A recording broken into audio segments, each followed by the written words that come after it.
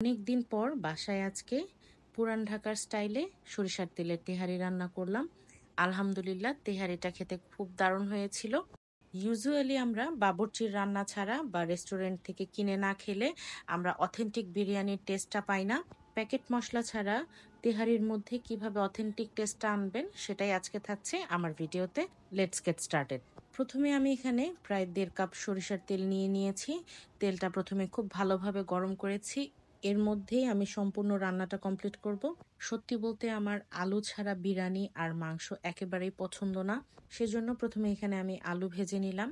আলু ভেজে উঠিয়ে নিয়ে এখানে আমি পেঁয়াজ কুচি দিয়েছি আর কয়েকটা তেজপাতা দিয়েছি। পেঁয়াজ আমি লাল করব না, পেঁয়াজ জাস্ট একটু সফট হবে। এর মধ্যে আমি কেটে ধুয়ে রাখা মাংসটা দিয়ে দেব। এখানে আমি প্রায় 2 কেজির মতন গরুর মাংস নিয়েছি এবং এটা সম্পূর্ণটাই হচ্ছে গরুর গজের মাংস। আপনারা যারা গজের মাংস চেনেন তারা তো চেনেন, আর যারা চেনেন না গজটা কি বা অনেকে হয়তো বা অন্য নামেও ডাকতে পারেন, এটা হচ্ছে গরুর পিঠের যে চূড়াটা, সেই চূড়ার মাংসটা কিছুক্ষণ ভেজে নেওয়ার পরে এখানে আমি কাঁচামরিচ দিয়ে দিলাম কয়েকটা ফালি করে, কারণ এখানে তো আমি কোনো গুঁড়া মরিচ ব্যবহার করিনি। কাঁচামরিচের উপরেই রান্নাটা হবে। আর লবণ দিয়ে দিলাম স্বাদ অনুযায়ী। এরপরে কিছুক্ষণ নেড়ে চেড়ে এটা আমি কষাবো কিছুক্ষণের জন্য। এভাবে কষাতে কষাতেই আমি ধাপে ধাপে মশলাগুলো অ্যাড করব। আর কষানোর টাইমটাতে চুলার আঁচটা মিডিয়াম থাকবে। কষানোর এই পর্যায়ে আমি এখানে আদা রসুন পেস্ট দিয়ে দিচ্ছি। আদা রসুন পেস্ট এখানে আমি দিয়েছি 1.5 কাপের মতন। আদা রসুন পেস্ট আমি আগে ফ্রিজ থেকে বের করে রাখতে ভুলে গিয়েছি, তাই এখানে বরফ করেই আমাকে দিতে হলো। আদা রসুন পেস্টটা আমি এখানে ভালোভাবে মিশিয়ে নিচ্ছি এবং এটা আমি একটু ভালোভাবে কষিয়ে নেব। বিরিয়ানি রান্নার থেকে তেহারি রান্নার কিন্তু সিস্টেমটা অনেকটাই আলাদা। বিরিয়ানি রান্নায় কিন্তু বেশ মশলা দেওয়া যায়, কিন্তু তেহারি অল্প মশলার রান্না। সেই জন্য মশলাগুলো একটু টেকনিক্যালি দিতে হয় এবং একটার পর একটা ধাপে ধাপে দিতে হয়। আদা রসুন ভালোভাবে কষানোর পরে কিন্তু এখানে আমি তেহারির যে স্পেশাল মশলাটা সেটা দিয়ে দিয়েছি। স্ক্রিনে আমি এই মশলার ডিটেলসটা লিখে দেব।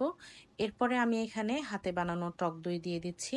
আমার কাছে সব সময় মনে হয় বাজারের কেনা টক দই ব্যবহারের চেয়ে হাতে বানানো টক দইটা ব্যবহার করা সবচেয়ে ভালো। এতে করে স্মেলটা খুব দারুণ আসে। ফ্রেশ লেবুর একটা স্মেল মাংসের মধ্যে কিন্তু খুব ভালো লাগে। কাঠবাদাম, কাজু বাদাম আর পোস্তদানা মিলিয়ে আমি ব্লেন্ড করে একটা পেস্ট তৈরি করে নিয়েছিলাম। টক দই দেওয়ার পরে কিন্তু সেই পেস্টটাও আমি দিয়েছি এবং আমি ব্লেন্ডারের বাটিটা ভালোভাবে ধুয়ে সেই পানিটাও অ্যাড করেছি। আমি কিন্তু এবার মাংসটা ভালোভাবে সেদ্ধ হওয়ার জন্য জাল একেবারে কমিয়ে ঢেকে দেব। কালারটা কিন্তু একেবারেই চেঞ্জ হয়ে গিয়েছে, দেখেই বোঝা যাচ্ছে মাংস কিন্তু প্রায় 80% সেদ্ধ হয়ে গিয়েছে। সেজন্য আমি এখানে ভেজে রাখা আলুগুলো দিয়ে দিলাম যেন আলুগুলো নরম হয়ে যায়। আলু দিয়ে কিন্তু আমি আরও 10-15 মিনিট এটা দমে রেখেছি।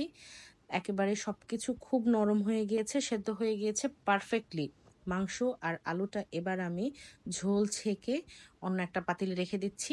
সব মাংস আর আলু কিন্তু আমার তোলা শেষ। এবার শুধু এখানে মশলাটা পড়ে রয়েছে। এই মশলার মধ্যেই আমি রাইসটা রান্না করব। 2 কেজি মাংসর জন্য এখানে আমি নিয়েছি 1.5 কেজি চাল।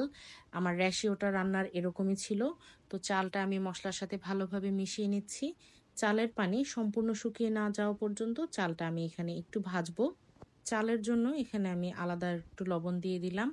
এরপরে আমি পানি গরম করে রেখেছিলাম, সেই গরম পানি দিয়ে দিচ্ছি রাইসটা রান্না হওয়ার জন্য। কয়েকটা কাঁচামরিচ দিয়ে দিলাম আর এখানে আমি একটু ঘি দিয়ে দিলাম। আমার রাইসটা পুরোপুরি কুক হয়ে গিয়েছে। এরপরে আমি সেই মাংসটা এখানে মিশিয়ে নিচ্ছি। এবার মাংস আর রাইসটা মিলে নেয়ার পালা। ট্রাস্ট মি, সম্পূর্ণ কুকিংয়ের মধ্যে এই পার্টটা ছিল খুব বেশি স্যাটিসফাইং। আমার তো এই ভিডিওটা এডিট করার সময় আমার আবার একটু খেতে মন চাচ্ছে। আমাদের রান্না কিন্তু প্রায় কমপ্লিট।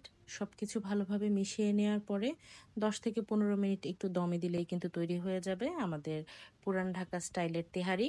আপনাদের সবার জন্য আমার একটা টিপস থাকবে, সেটা হচ্ছে যখনই তেহারি রান্না করবেন অবশ্যই অবশ্যই চেষ্টা করবেন সেটা সরিষার তেলে রান্না করার। সরিষার তেলে রান্না করার কারণে পুরো রান্নাটাই একেবারে চেঞ্জ হয়ে যাবে, মানে আপনার রান্নাটা সম্পূর্ণ অন্য লেভেলে চলে যাবে। এবার আমি আমার তেহারিটা দমে দিয়ে দিচ্ছি। দম থেকে উঠিয়ে এবার আমি গরম গরম সার্ভ করব সরিষার তেলের তেহারি। আপনারা যারা এতক্ষণ ধৈর্য নিয়ে সম্পূর্ণ ভিডিওটা দেখলেন তাদের সবাইকে অসংখ্য ধন্যবাদ। আমার ভিডিও দেখে ইন্সপায়ার হয়ে কেউ যদি রান্না করে সেটা আমার জন্য অত্যন্ত আনন্দের একটা বিষয়। তবে আপনাদের সবার কাছে আমার একটা রিকোয়েস্ট থাকবে, এই রেসিপিটা অবশ্যই ট্রাই করে দেখবেন, আর কেমন লাগলো সেটা আমাকে কমেন্ট করে জানাবেন। দেখা হচ্ছে আপনাদের সাথে আবার নেক্সট ভিডিওতে। সেই পর্যন্ত সবাই ভালো থাকবেন, সুস্থ থাকবেন। আল্লাহ হাফেজ।